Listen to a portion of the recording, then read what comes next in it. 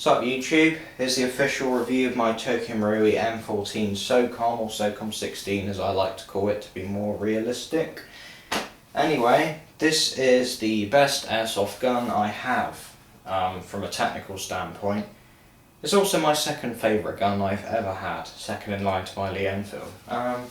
This gun is just brilliant. Obviously I'm going to do a full length review, but I'm almost concluding with that immediately. This gun is brilliant, brilliant, brilliant, and anyone who's ever had one that I've talked to or currently has one always agrees with me. So this is basically, this gun came out about 6 years ago, about 05, and ever since it's had various improvements done on it. Their main line of M14 style AEGs came out about 05, this one might have come out a little bit later. The SOCOM 16 by Marui was actually released a little bit later than the standard 22-inch barreled version, also with a polymer stock.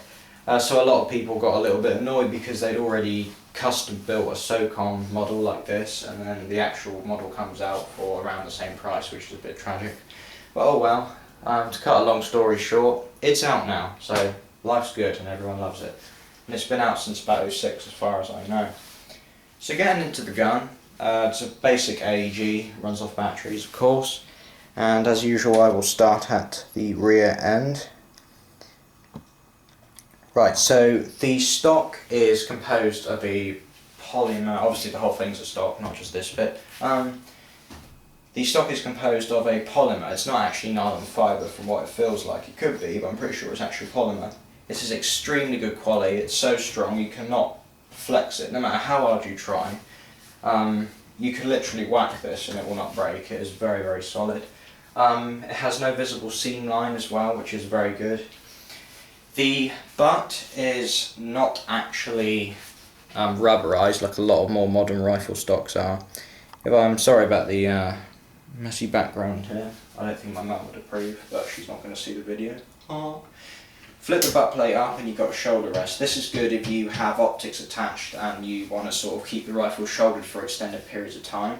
It also hides the battery compartment, but I'll show you more on that later. It's not going to open by itself, and it won't sort of drag on your clothing and accidentally open itself and then go and everyone hears it and they like start shooting at it. So don't worry about that, it's not going to happen.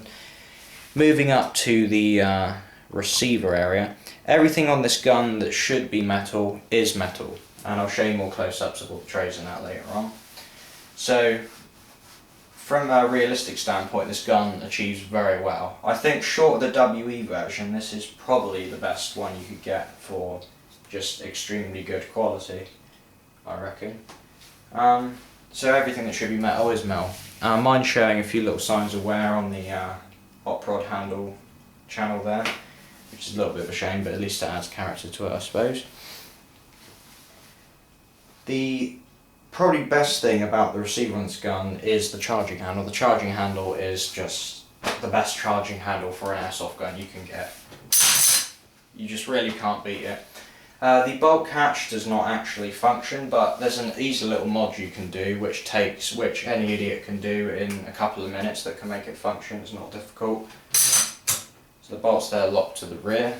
You can also release it by the push and tab, which I don't recommend because it may damage it, but then you can just pull it to the rear, release. So very nice charging handle, can't beat it. The safety is located in the trigger guard, like most regular M14 safeties. When it's forward at the trigger guard, that's basically on fire, flick it in, and the weapon's on safe, the trigger will not engage. When on fire, the trigger will engage, and of course fire the weapon. Zooming back out, you got, there's your rear sight. Your rear sight is a ghost ring aperture. I'm trying to get the camera to focus. And it can be adjusted for both elevation and windage. You have two knobs. The one on the left side is basically for your elevation. As you can see there, elevates the sight. Quarter of a minute of angled clicks if you're into the technical stuff. And it can also be adjusted left and right, which isn't very visible for when the camera's that far away, but you will notice it. I'll go into more close-ups on all this. You basically have a stripper clip guide here normally, but I've replaced it with the scope mount, which comes when you get a scope, I think, what I can remember, to mount optics on top. The M14 scope mount. Moving further forward, you've got the this is a 20mm Picatinny rail, which is unique to the SOCOM version. You can mount any. This is basically a weaver mount, so you can mount anything with a 20mm adapter on it. Red dots, scopes if you're that dumb, and anything else you really fancy. Long eye relief scopes are fine.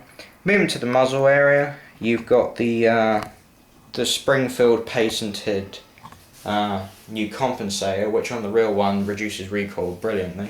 Obviously it's a shorter barrel, so they'd have to. And you basically have what's called an Osprey style front sight. Like I said, I'll go into more close-ups on that later. The gas regulator here unscrews, and there is a tiny compartment in the front where you can fix things. You also need to unscrew this if you want to remove the compensator at the front. That's normally where the this is the gas block where it would be on the real weapon, of course. It doesn't function on here obviously because it's an AUG. The front sight is, of course, all this is metal at the front sight assembly, and the front sight post is not adjustable. It is fixed in place, but you can remove the whole front sight section if you want to remove it for any odd reason. It might interfere with the red dot on the rail, I don't know.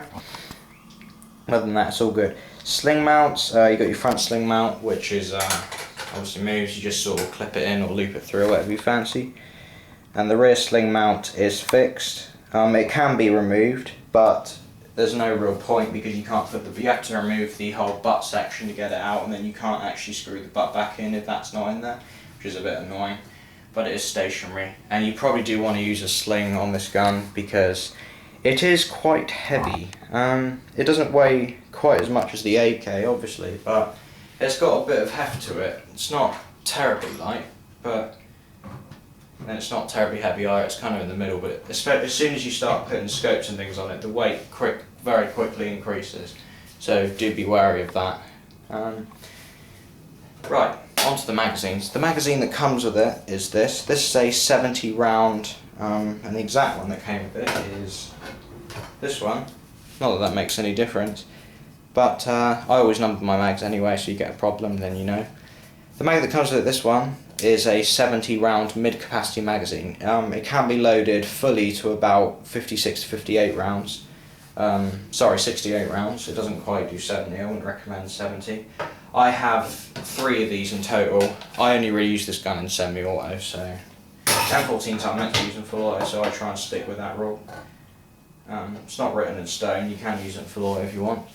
Talking about full auto, I forgot to mention that. The Selector Switch is basically here. When you have it on full auto, you just basically rotate it like that. You'll see an A written on the back that's facing you, the shooter, so you know when it's on full auto basically. I always use it on the semi. You do have to, just in order to take the stock off this gun, which is remarkably easy, it only takes a screwdriver and a couple of minutes, you do have to have this on full auto to be able to take it off, which is a wee bit annoying, but oh well. Right. Showing you the magazines. It's a bit of an awkward camera angle, but basically it works similar way to an AK. Just make sure the BB load-in port is at the front end. Just slide the front end in first and click it in. There you go. Mags don't wobble. It's all good. That was the sling mount shaking, not the mag. So yeah, it's all good. You can swap magazines, no problem. The magazine release is, of course, located here, just simply like the same way as an AK and a SIG. You just press it and it comes right out, no problems. I'll go into some more close-ups of the gun now, and then we'll go on to the shootability side of it. So I will have to unscrew the camera, so my apologies for the shaking and the rather time-consuming process of getting it off, or not. Right, so going into some more close-ups. Basically, there's your rear sight, like I said, adjustments, blah blah blah. This bit here, you can see there's little lines, that's so you know where the adjustment is for the windage. This gun has been used in some severe weather and on a lot of occasions, so as you can see it's showing little signs of wear in various places and scuffing on the metalwork. On the trade you do have, I think they all have the same serial number, which is 111849, which is a bit of a shame, but oh well. United States Rifle 7.62mm M14 Springfield Armory, which is what the real one has written on it, but obviously the actual SOCOM 16 would not have M14 written on it. You also have SOCOM down here. The real one actually has a 16 next to it, and it doesn't just say SOCOM, but oh well, who cares really. The only difference between the SOCOM 2 and the SOCOM 16 is the SOCOM 2 has a four-sided rail up the front. Not sure if it's a spring-filled rail, but anyway, that's a bit irrelevant.